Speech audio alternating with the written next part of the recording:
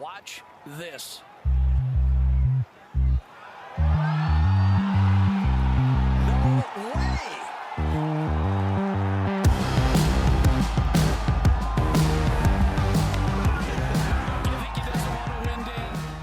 Hello and welcome back to the Cookie Jar Golf Podcast. I am Tom Mills and today I'm joined by Sam Williams. Hello. And Sir Bruce Fitzpatrick. Hello. How you doing, Bruce? How you doing? Nice to have you back on the pod. Yeah, temporary intervention. I'm all right, actually, mate. Yeah, halfway through exams, can nearly see the light at the end of the tunnel. How about you boys?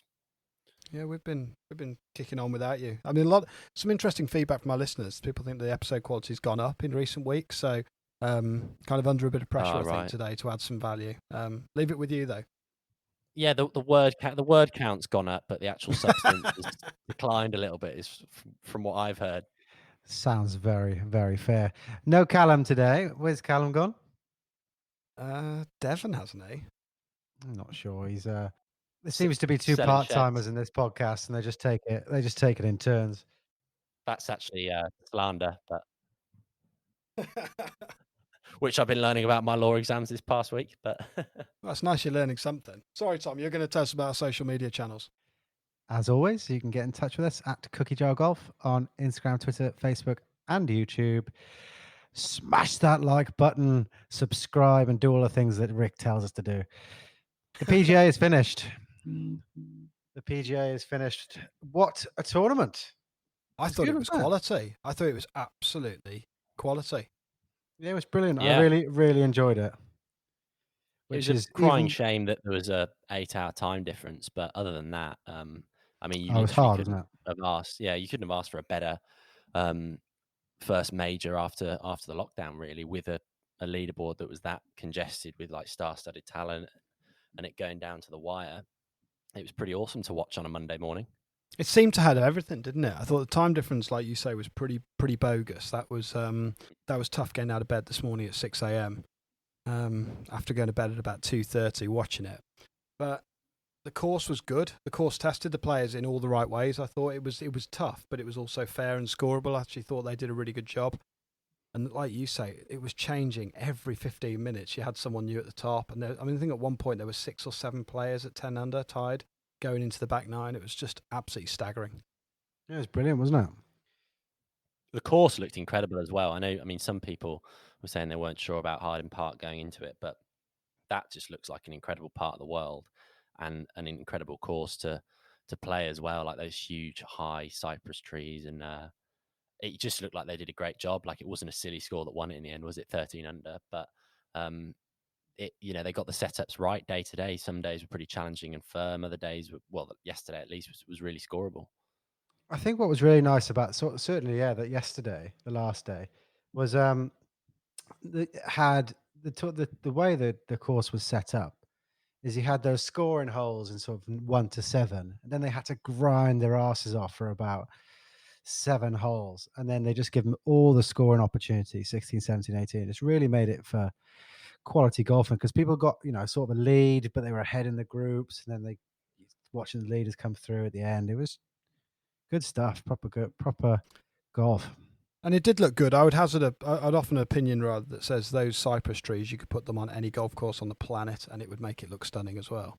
Because I mean, the actual holes themselves were, it looked long. They were hitting a lot of club in. Some of those holes looked really long, and I know it wasn't that warm, but it looked absolutely stunning with those cypress trees. But anyway, Morikawa, what a performance. I mean, yeah, it was some golf, wasn't it? I mean, to eagle 16 in that fashion. Well, he chipped in 2 holes before, didn't he? So he chipped in on 14 and then eagle 16. And to play that standard golf, shoot 64 to win your first major is pretty outrageous. 63, wasn't it? Was it 63? I thought it was 64. But I'm maybe he had a putt for 63 on the end. Whichever way, it was staggering. He had a 64 on the last round. And he looked like a true veteran, though, as well, didn't he? I mean, obviously, he won the work day a few weeks ago, which we chatted about when he beat JT in the playoff. But he's just looked like the sort of consummate professional who's been out there on tour for years, rather than, being a pretty fresh-faced college kid. He's the statistics don't really lie, and I guess in some sense it's actually not surprising that he's gone and won in that fashion, because there's been signs coming for a long time. It's just to do it so quickly is probably the surprising element. Could he be the next Tiger? Could he be the next Tiger? Do you think, Bruce? I mean, that's putting you on the spot here, like, you know, well, yeah, can we inject some hyperbole into this pod? I don't know. In the interest of saturating the audience with clickbait, you want me to say, yeah, I think this guy's going to go on and rival Tiger.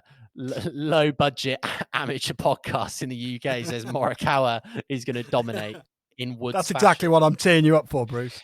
The budget isn't low. The budget's quite expensive. Just thought I'd let you know. Low content, I should say. But he was super sneaky, wasn't he? He was only 2 under on the way out. It was just all 7 pars, 2 birdies. He just sort of snuck up because he wasn't anywhere near the lead really in the start of the day, and then just sort of lit up on the back with the 4 under and that eagle on 16. Eagle on 16 usually sharpens the card up in my experience, doesn't it? Yeah, I must admit, it's easy for me to say I felt really bad for Casey watching it because I was riding quite a hefty bet on him as well all day on the final day, because I thought he was obscenely undervalued at 20-1 for a guy who was playing better statistically than anyone else in that tournament that week. It seems to be in a really rich reign of form. Yeah, we should say on that note, shout out to Chris Trott, who maybe pricked our ears up to that a few weeks ago as well. Yeah. Certainly. Looked absolutely deadly with the driver. So all credit to Chris Trott. But I felt really bad for him because I think a lot of airtime goes on Westwood and Monty for some of the greatest players never to win a major, and you know Casey's got more major starts than Westwood for a kickoff, and I genuinely thought, you know, he really did. He went out there with the name to win it. He played good enough golf to win it, with the exception of Morikawa, who really just turned on the gas, didn't he, on the back nine. And I'd love to have seen him win it. And also, you know, hats off to Casey. Watching him get interviewed when I think Morikawa had 10 foot left for birdie on 18, and he just, you know, he was obviously disappointed, but he was also, you know, kind of really gracious and humble in defeat to Morikawa and just saying, look, the guy's just an unbelievable talent. And that's hard for anyone who must want a major more than probably anyone else in the world to sit there and say that, you know, to some kind of up and coming reporter. Yeah, he's got a massive smile as well, hasn't he? I don't know what toothpaste he's using, but his teeth are just I wonder if that's tailor-made as well, but they are absolutely gleaming. Yeah. He just looks so calm, doesn't he? You know, he didn't look, not that he ever did look rabbit in the headlights, but he just looked so composed. He looked like he'd been there hundreds of times, Casey. Just, you know, he played very, very, very well. 66 on the final day of a major. You think that's going to get you a job done, but you just can't account for a 64 from a monster. Yeah, I mean, he made 1 bogey, didn't he, I think? 1 bogey on 13, yeah. 1 bogey. And that was just a bit of a missed club and went a bit long with a chip. It was a near faultless round of golf, really. He played superb. So I was a little bit disappointed. Obviously, a little bit disappointed the bet didn't come off as well. But there were some really good performances. Speaking of bets, what else did you have your money on then, Sam? Yeah, so some of those weren't quite so hot. So I took a spread on Bezuidenhout. Quite fancied him to sort of sneak in under the radar with like a sort of make the cut and go sort of, I don't know, 67 or something on the last day. Finished tied 20th. So I think the spread was at 48. Obviously, if he missed the cut, then I was paying out hefty. And he missed the cut. So that wasn't so good. Fowler let me down. I'd climbed into Fowler a week or two before. Again, we have to discuss. Bad. We have to discuss Fowler. So well, go on then. Well, he's missed the cut by 1, yeah, +2. Mm-hmm. Did you see his whiff? Okay, so he's had a 6. Hang on, are we calling him on an air shot here? No, you seriously calling him on an air shot? No, he called himself. Like he missed the cut because he went to tap in a 6-inch putt and missed it on 18. He's basically. No, on some other hole. I forget the hole number, but he's gone 6 inches past the hole, and he's gone. He's still walking as he goes to tap it in, and he kind of goes to stop, but he doesn't stop, and he just nudges it about an inch. And he looks up at everyone and goes, "Oh fuck!" and then taps in, and then he ends up missing the cut by 1. That's fucking unforgivable. That's insane, isn't it? So Yeah, that is I think outrageous. Sam get on the blower and say you drew a bit of money back for because was it a spread on him as well that you put? No, it wasn't a spread. I just that was just a straight each way bet, that one. Back to your point though, you look at the old head on young shoulders of Morikawa. You can't imagine him doing that sort of stuff. There's despite being young, he doesn't look remotely blasé. Being able to pull off a 6-inch air shot with a putter's pretty unforgivable on that stage. I didn't know that. That's high quality research, Tom. it was the par 4 6th hole, and he just ran it by 6 inches, went to tap it in and missed it. Basically nudged it half an inch. Did he take like a really long swing or whatever in aggression or frustration? He was just going to try and. We'll retweet this and you listeners can check it out. But it's a video like he just walks past nonchalantly. He's still moving. Like he's walking up to the ball. He's still moving as he goes to tap it, and then he obviously backs out of it and thinks, "Oh shit, I shouldn't do this." But he nudges the ball, misses the cut by 1. Criminal when you consider the cut was only 7 shots off the lead. I mean, it was very tightly bunched, wasn't it? It's not undoable. It's not, Yeah, and Fowler's a bit of a savage as well in tough conditions, so he could have easily made some inroads on that Saturday, I think. But yeah. But obviously, I was tracking this because I also had money on Fowler, so that fucking ruined my day. I also chucked a tenner on Bobby McIntyre. Yeah, that was probably about as punchy as my Bezaid now, but I think we're getting carried away here. The cookie jar's attempts to get Bob McIntyre and Bezaid now on this podcast. Just no bounds, do they? Well, we've tried every other avenue. We can't get Bobby. We'll just bet on him until he turns up. Suffice to say, the betting accounts are in poor shape. Although I did have Morikawa. Is there anyone you didn't back? Morikawa. Is there anyone you didn't back, Tom? I put 6 on for this. I had Fleetwood, Morikawa, Fowler, and then I usually go for some outrageous ones. So Rich Beam to make the cut, that sort of thing. Right. So, couple of things then. Couple of questions running through my head. One, Rory, what's going on? Hasn't he gone out to the media today and said, "I'm just not playing. Maybe I've just played my best golf and it's not there anymore"? No, he didn't say that. Something along the lines of that. Seriously.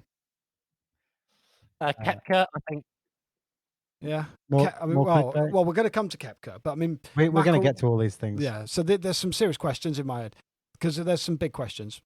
McIlroy just doesn't seem to have any. There seems to be a fairly large absence of energy and general gusto to go out there and get the job done. I'm sure the guy's trying, but it just doesn't look convincing, does it? He doesn't really look like getting anywhere near contention. I think if McIlroy had sort of 1/10 of Brooks's swag, he might have a chance. But it just seems like he's lost. I don't know. It's not.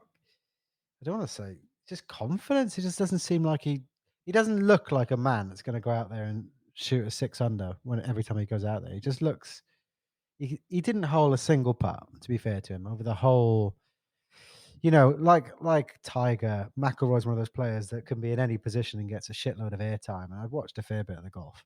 And he just didn't hole a putt, and he still he had that spell though, didn't he? But yeah, but this is the interesting thing, because you say he's not bad, and I still do believe he can light up a golf course in a way that not really anyone else, or certainly only a handful of other players on the tour can actually do. And he proved that on Friday, I think, in his midway through his second round there, where he goes through a spell of making 4 birdies in 5 holes. But they made 7. Yeah, and of course that's poor, obviously, to then go and make a triple bogey on the back of it. But I just think, as you say, there's probably a bit of mentality at fault there. And I mean, it just seems like he's dare I say it, he just seems like a pretty well-balanced individual who's got a pretty good life, and he's happily married. He's got plenty of other interests as well. He's pretty eloquent and speaks very well on the podcast, and clearly takes on the podcast and takes an interest in politics and charitable endeavors and loads of other things. Maybe he doesn't desire it as much as he once did. Whereas you look at Koepka, who, okay, it didn't pay off for him, but I'm pretty sure, most people would have been, if they were backing anyone, they would have been backing him on Saturday night to go on and do the business the next day, because he just seems like quite a sort of single-minded, arrogant individual when it comes to winning majors, which is what I think you really need to be to go and win these things. I mean, Chambly, I know he makes a couple of weird calls, but he said that in the past, and I think it's pretty spot on. Like, McIlroy's just seems to be interested in other things, and majors don't seem to maybe motivate him to the same intensity as they once did. Maybe that's a bit of a random or outrageous call to make, but I'm just chucking it out there. Bruce, it's interesting you say about Brooks, and I'd like to sort of pick your brains on this. There seems to be a fine line between confidence and arrogance. Where do you think? I mean, Brooks treads it poorly. Why do you think he comes across the way he does, as opposed to not? He's a lot more. He seems to me certainly a lot more arrogant than confident. I think his tone's maybe part of it. Like, his actual tone of voice is just pretty flat and sort of low-flying bomber, but an American style of it. And I just think he doesn't really make any effort to indulge the media or maybe give a more revealing or candid interview that someone like McIlroy will. I mean, McIlroy, I think, actually, when you kind of look into the stuff he says, he's generally like pretty honest. In fact, I'm sure some people would say he's too honest when he goes and says stuff that he did about Trump a couple of months ago, or these comments that he's made since the PGA finish, where he's like, yeah, maybe my best golf is behind me. Like, those seem like the kind of thoughts and self-doubt that we all have, and a lot of people have, and he's just verbalizing them and letting people know that he feels this way. Whereas Koepka, and I think a lot of other people, would more go down the route of like fake it till you make it, and put up a front and make sure that no one can sense that weakness. And I just think, yeah, Koepka, like, I agree with you, Tom. I think he does go too far sometimes when he's basically saying that DJ, who's his mate, hasn't got a good record in closing majors. Like, that's probably goes beyond the point of being confident, doesn't it? So that'd be my take.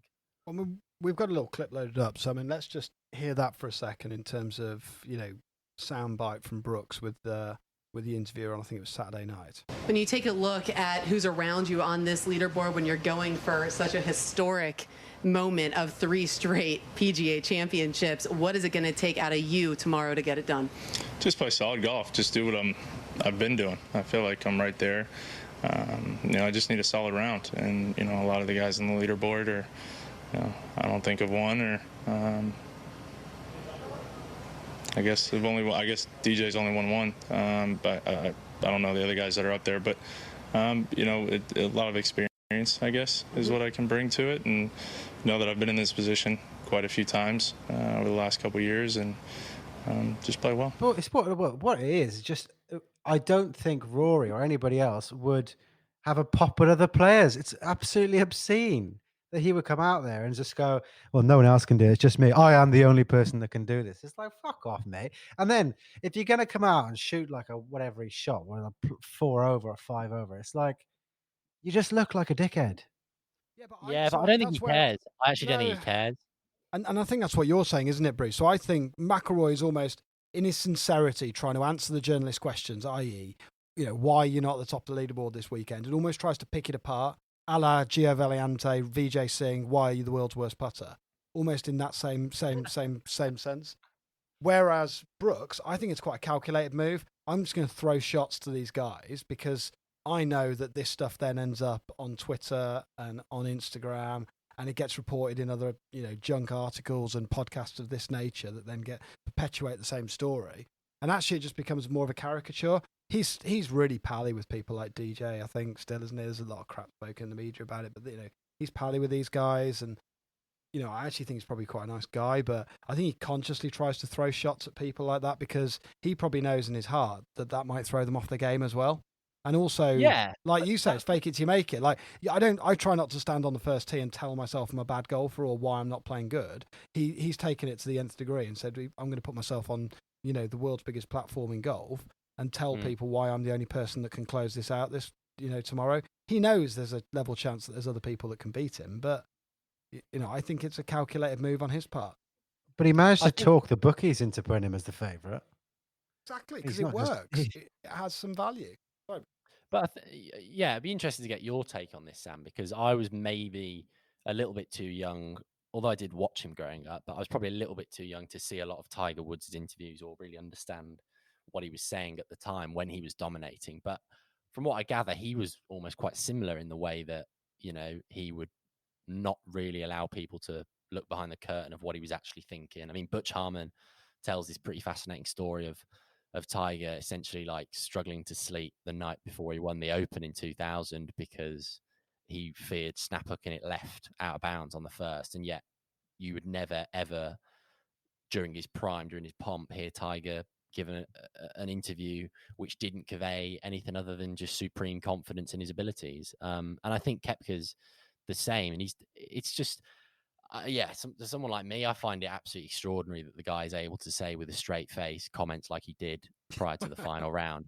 But It's very strong chat, isn't it? Let's be honest. Well, yeah, the one that really sticks in my mind, which I think is far worse than anything he said at the PGA this week past, was what he said back in the autumn of 2019. So last year, around about the time the playoffs kicked off, and he basically said, "I don't see me and Rory having a rivalry because as far as I'm concerned, since I've been out on the PGA Tour, I've won 4 majors and he's won none."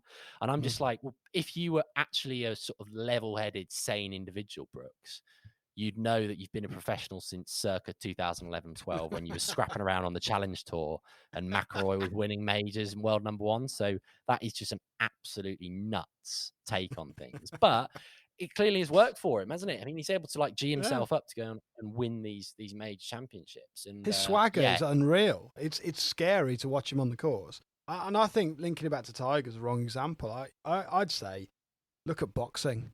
Now, you would never see a world heavyweight fighter going into the ring in a conference before, trying to explaining to people why it's quite a close one and why he's a really good fighter. And to be fair, I am really struggling with my left jab. A little bit out of shape, but hopefully I can get it done. I mean, I'm hopeful. I'm going to give it a good shot. You just wouldn't see them do that. They trash talk each other.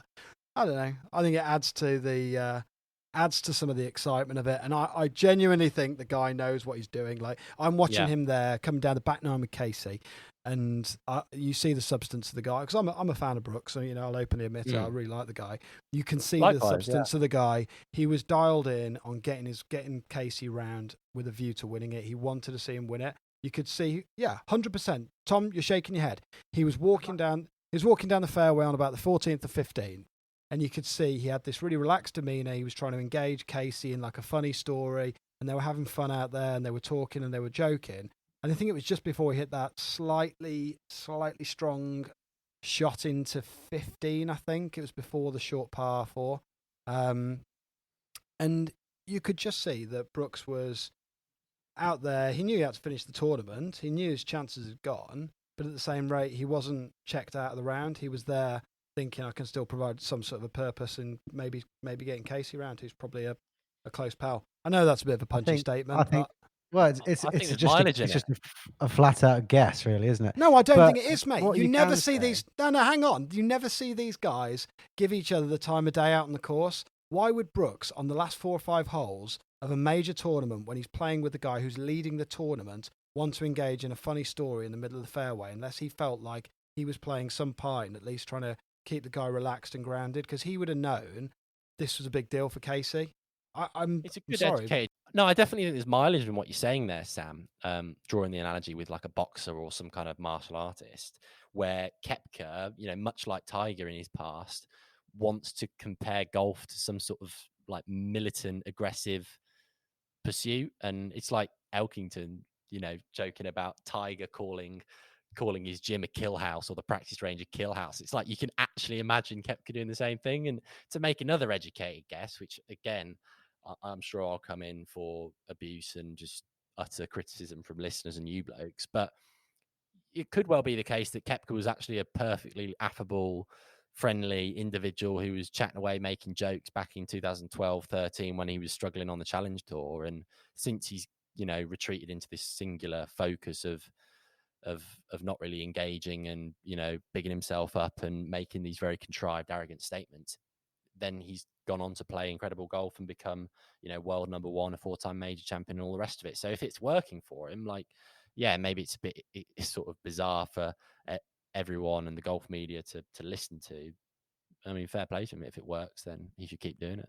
I agree, Bruce. I agree. And yeah, I mean, it adds some excitement to it. And also there's a lot of people, I think, that feel like there's not enough passion and enthusiasm for the pros, and there's a lot of kind of, fairly generic behaviour. And I think in that landscape, Brooks brings a lot to it. So no, it's exciting. The other question I wanted to pose before we move on ever so slightly: do you think Tony Finau's perhaps put behind him now the kind of the dreaded Sundays?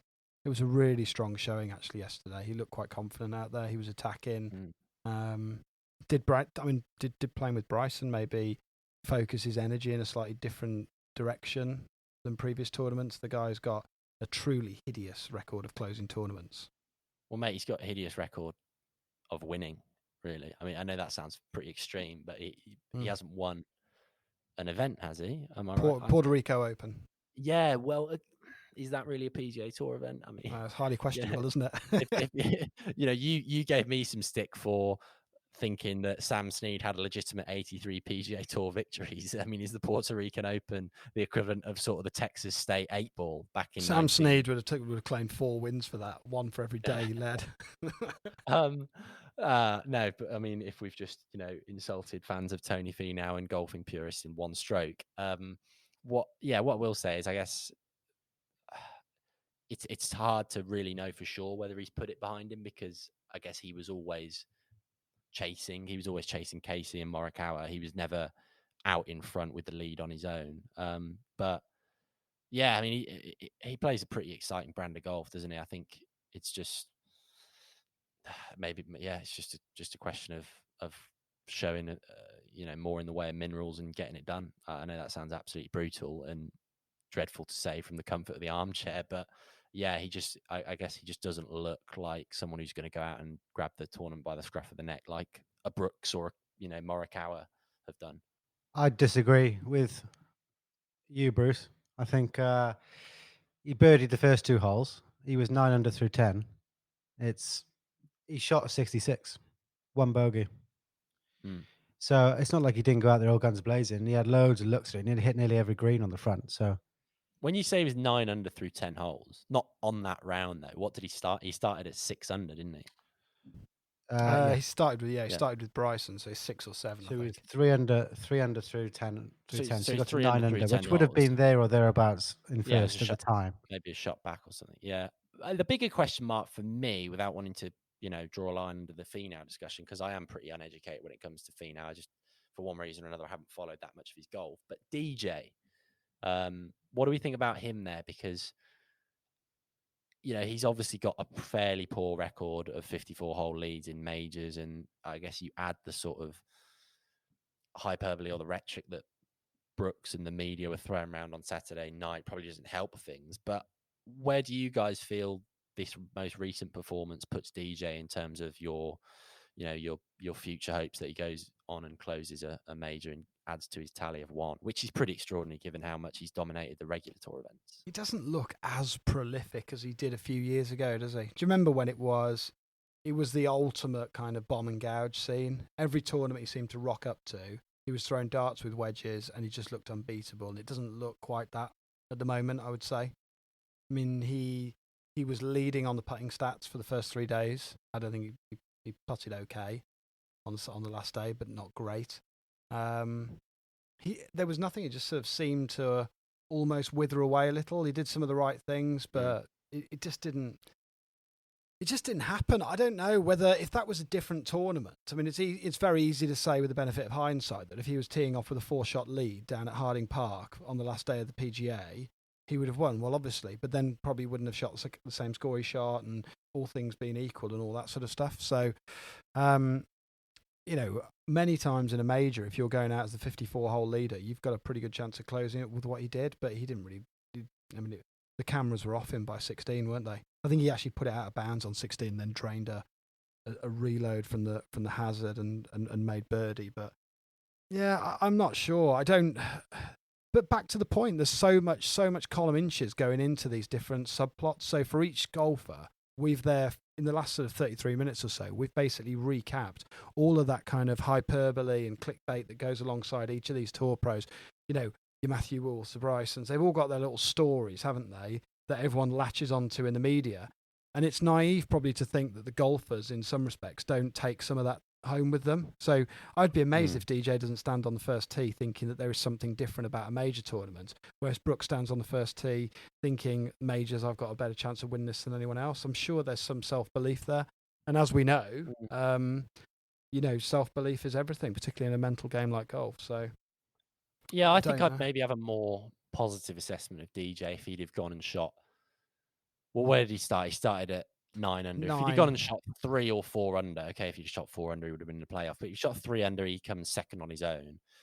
Then I think you could maybe make a case to say, well, yeah, like, you know, the guy was just got unfortunate because Collin Morikawa just caught fire and just blitzed everyone on the back 9. But to shoot, what did he shoot? 1, 2 under? I think he finished at 11. 1, wasn't it? I think 10.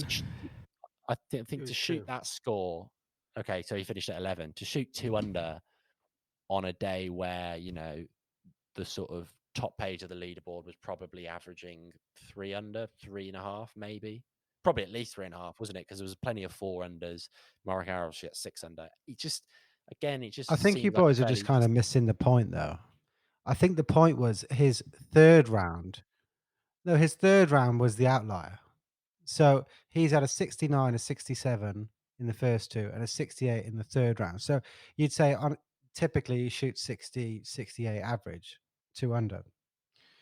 Yeah, he's had a 65 in the third round, but he's had a 65 in the third round, which has suddenly propelled him to top of the leaderboard. But that's essentially an outlying performance. His average performance isn't that low. So if he'd have shot 68, 68, 68, and then a 65 on the final day to get within 2, you'll all be saying, oh, he made a real good charge. But actually, he just played it. His outlying round was in the middle, which happened to make him clubhouse leader, leading the final round. Then he regressed to the normal. Yeah, I mean, that's pretty interesting way of looking at it. I mean, these guys, they all do well when the flat stick's running hot, don't they? You know, and I mean, crikey, Matthew Wolf would have actually probably given it a fair charge if he'd have held a few of those putts coming in as well. He would. Yeah, apparently he actually would. He was just missing like 4 and 5 footers for fun, essentially. It's absolutely ludicrous. He was once he got in shape with an eagle, I think, on that 10th, he started flagging everything for about 6 holes. And I was thinking, this guy's just going to come out of nowhere. And I know you're a huge fan, Bruce, of George Genghis and the wonderful work he's done with Matthew Wolf and his swing. I actually am, though. I actually am. And his, I mean, I know you believe he'll probably be certainly bigger than Brooks and Rory and possibly Tiger in future years. Okay, you're stretching it a bit far now. But he actually gave it a bloody good run. All in all, we could go through every single one of these players. It was a fascinating tournament. And it was just shows the difference of having a bit of major golf there, watching, you know, the world's best, and you know, ran a really good layout and a really good course. It was a fab tournament. All hats off to the PGA. Absolutely. Any other notables at all, Tom? I think we need a mention to poor old Martin Kaymer. Oh no, yeah. I mean, it's such a shame to see him sort of up near the top of the leaderboard after round 1, and then just, you know, getting these. Did you see his post-round interview where he talked about how lucky he was to be alive and how fortunate they were as golfers? Honestly, like, he was like giving it how fortunate they are to be playing golf and just to be able to have homes. And in lockdown, you know, things are so bad and they're so lucky. And he was just like this picture of... Let me guess, was this after his 82 or after his 64 that he shot? After his 66. So he's like 4 under, the top of the leaderboard, you know. He's just saying how wonderful life is, and then goes and shoots a 12 over. I mean... Well, I heard he'd been watching old game tape of his wins in 2014 when he won the Players and the US Open and was the man in form that year because... Yeah, understandably, I guess it's easy to lose sight of how, you know, good you are and lose a lot of confidence, and so that clearly worked wonders for him when when he went out to play on the Thursday, but I don't know whether he was watching, my round from the Stableford last Saturday or something before he went out and played on the Friday, because to shoot 82 straight on the back of it was dreadful. I mean, just Really, try and wasn't contextualize those numbers in an amateur golfer in your head. I'm assuming a 66 round there on what is as tough a setup as they're playing roughly in a year probably equates to maybe a 62, 63 on a stock PGA event, give or take. Probably wrong, but let's take that as read. That is an enormous difference. That's like, I don't know, me shooting 75 in the morning and then going out and shooting close to a ton in the afternoon. Yeah. I actually think it would be that extreme, to be completely honest. At that level, it's obviously they've got a much tighter dispersion in terms of their scoring. It's frightening. Yeah. But Has anyone he's got the 4 the under. details on it, the shot. Yeah, he's 4 under, and he starts off bogey. Okay, that's a shame. Steady the ship. Par, par, par, par. Okay, I've steadied the ship. I'm still 3 under. Triple. Bogey, bogey, double. Bogey, bogey, bogey. Fuck me, I want to die. Par, par. Well, at least I've steadied the ship. Bogey, bogey, bogey. That is just dire. So he's only actually had a triple and a double in there. He's not done a who's it that we were He's laughing bled at? out to an Matt 82. Everett. He's taken So a he's not stomach done- shot. He's not done a it's a Matt tip- Everett bullet wound to the 15 on a stomach. par 3. Yeah. It's a triple, a double, and 9 bogeys. Yeah. Is that just hitting it in the rough, chop out, hitting it in the rough, chop out? What? Oh, well, I might drop him a message and see seeing if Kaymer wants to join me on some of my lessons, and maybe we can start doing some. I mean, if it's loft or something that we can start working on together. That might be nice. Okay, yeah. So on that not so subtle hint by Sam, let's actually talk about another bit of news that we've got coming out of the podcast, which is one of our members, Sam, is decided to embark on a swing change. Yeah, it's big bold move. Been thinking about it quite a bit for the last, certainly for the last week and a half. I've had a tough 3 weeks where golf's just felt a lot more brittle than I would have liked, and the ball's just going nasty low. It's getting lower and lower and lower. I'm getting steeper and steeper and steeper. It's getting later. It's just hitting it later. Still getting round, but it's just thinking I'm never gonna get low. I can't get any better unless I invest in this. So I've sort of Is that basically? Sorry to interrupt you there, but is that basically just sort of code for saying that you played with one of our friends? He made a comment about your technique on one hole, and all of a sudden it just came crashing down. You just no. I've just had a shaky few weeks at the game. Like we've all had it, where what feels really good and what you're working on, all of a sudden has turned. I've kind of gone full sort of other end of the spectrum. So I've always been a bit of a slappy left to right hitter. All of a sudden it's got these nasty low quick hooks. Can't stop coming in steep. Everything feels shut.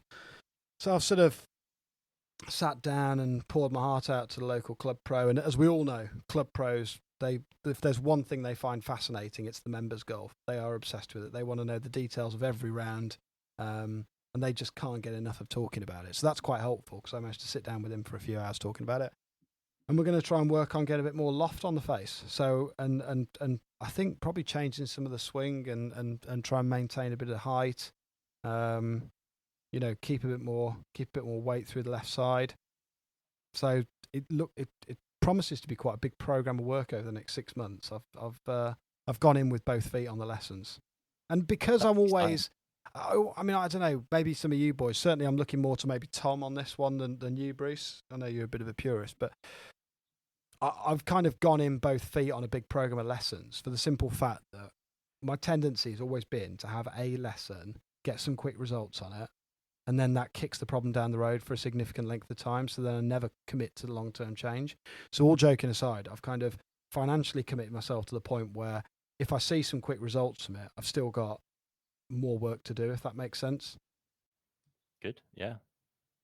That's really good stuff. What's the goal? Don't know. We want to get better at golf, don't we? All of us.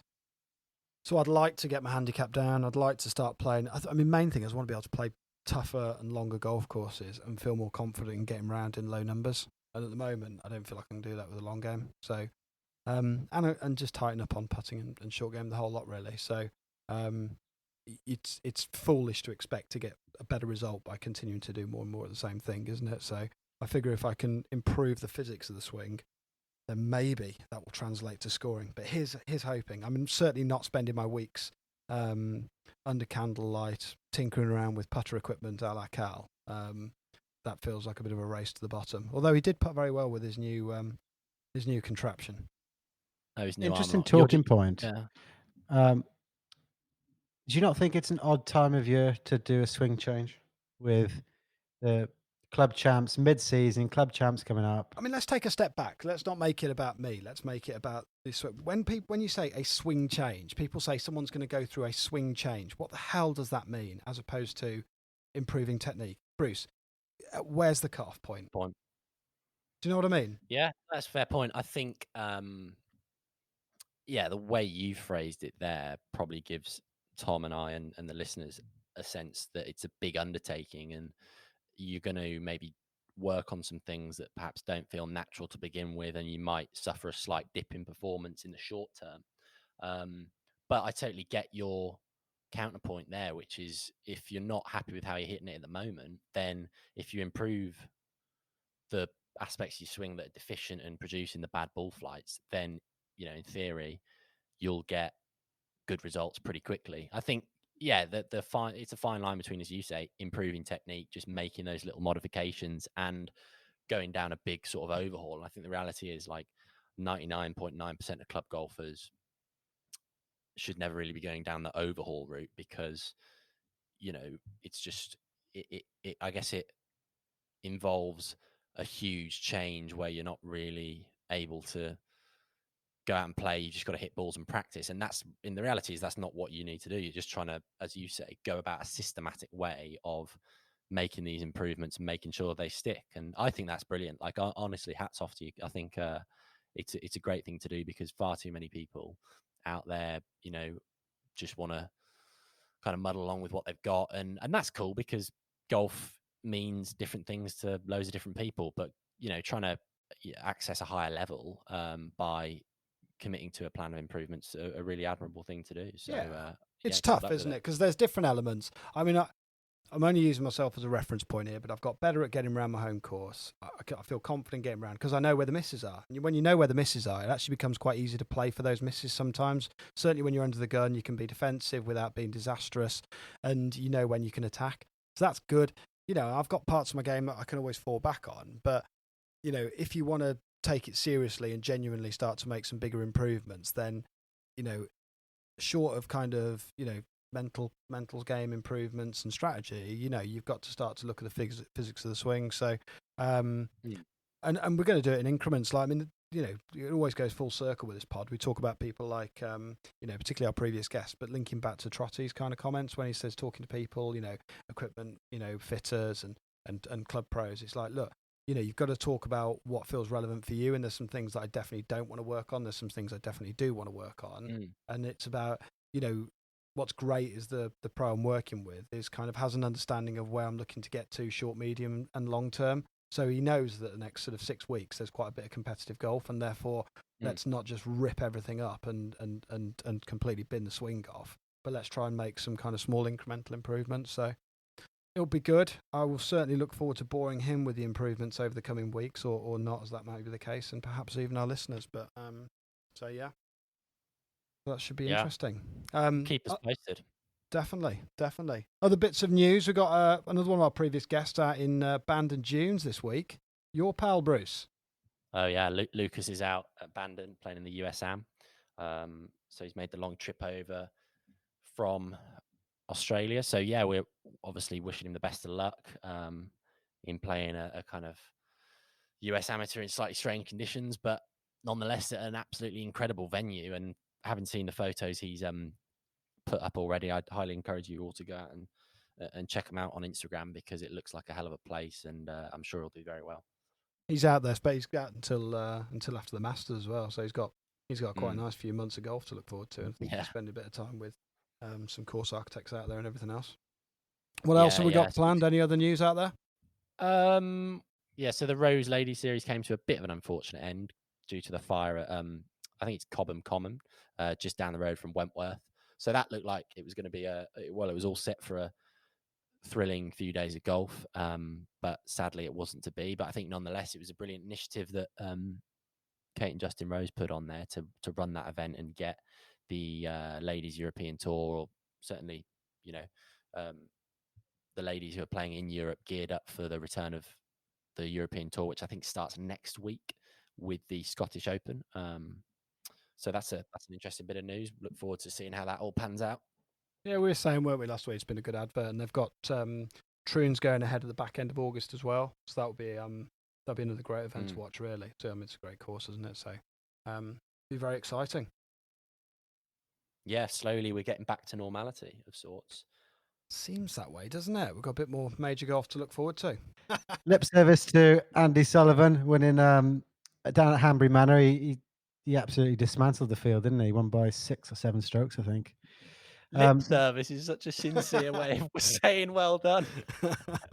I love it. I think we're not right. We're not going to talk about it in depth, are we? So we'll get lip service. When I was already committed to watching the thickest end of 8 hours of major championship golf on Sunday, as much as I would like to have watched Sully get it done at Hanbury Manor, I simply did not have time in my schedule. Yeah. And I would expect there's a large number of others, which is a shame, because it's probably it is definitely a very well earned victory for him, and something I know he's absolutely chuffed with.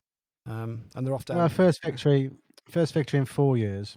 But if the winning score is like 27 under, it's not a course which inspires a load of enjoyment when you watch it, because, okay, he won by like 6, 7 strokes or whatever. But if everybody's shooting 20 under, it doesn't look like it's going to be great golf, does it? Well, they're off down to that lovely mud bank on the side of the M4 in Wales, aren't they, next week? So that should provide a bit of a spectacle. Oh, is that 2 where? weeks in Celtic Manor. But no, you're being silly. You're being silly, Bruce. It's a Ryder Cup venue. It must be good. No, it's cracking. It's brilliant. Lots of water. Lovely. Heavy clay-based soil. Have any of you played it? No. And I can't say on it. I mean, literally, our argument falls to shreds there. Has anyone played it? Nah. And I've played it. What was your honest thoughts? Because it's become a bit of a soundtrack to the pod here of us just like slagging off these Ryder Cup venues. What is the verdict on it? As with all Ryder Cup venues, they just become mecca of people who can't play golf. And I've spent 6 hours on a golf course there, and when you're 6 hours on a golf course, you're never going to derive enjoyment from it. So that's where I go with it. I can't even remember the golf. That's the irony. You get so pissed off by the end. I think that's the wonderful irony of Ryder Cup venues, is that they're these horrendously penal golf courses that shouldn't be played by anyone other than top flight professional golfers, and yet they attract sort of all kind of manner of golfers there who literally can't get around. You pay through the nose to play a pretty sort of boring looking golf course. It takes you 6 hours, and to play a course that you're incapable of playing. Yeah, it really is strange. I probably played it when I was a 14 handicap, maybe, when I played it, and I was fully incapable of playing that. The only benchmark I can think is maybe if you're a beginner cricketer. So let's say you go and join your local cricket club because you want to get better at cricket, and there's a lad who plays minor county stuff, ex-West Indian who's in the club. He has a few beers down there on a Friday night. He's doing some practice in the nets. It's like asking him to just hurtle him down at 85 towards you. You're not going to do it. Get the bowling machine set on 95. You want the lad from who works in the pub round the corner doing a bit of pie chucking down there, so you can knock them out the net. But golf, completely different kettle of fish. That, ladies and gentlemen, that's completely different. I want to go and play it off. Where are you going to play it? I'm going to play it right off the backs, 7,200 yards, Celtic Manor, not a problem. What you play off? Haven't got a handicap. I only play 6 times a year. Well, this is going to be fun, isn't it, lads? It just makes such little sense. Which is where I think we all have our disdain for it, I think that's why we have it, isn't it? And on that fascinating and imaginative analogy from you, Sam, hurtling pies from a bowling machine down the nets, I think it's time for us to sign off. So thanks very much for tuning in, and we will see you next time. Go low out there. Adios.